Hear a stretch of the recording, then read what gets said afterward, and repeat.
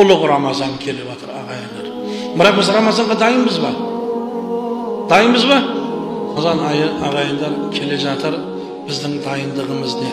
Білесіздер, мынау 31 декабрьда жамағатты дайындалып қоямыз ғой.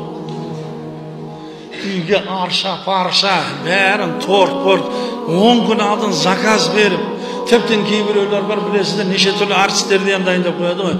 Бірақ Рамазан айының бұл дайындығы немен болады? Мысалы, былтыр жарым пара Құран жаттаған еді. Иншалла биылғы Рамазанға және жарым пара Құран жаттап кіремін дейтін дайындық бар ма?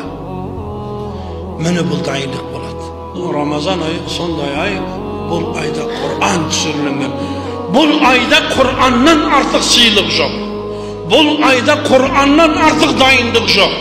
Бұл айда Құраннан үлкен бақыт жоқ, қараңыз ағайын.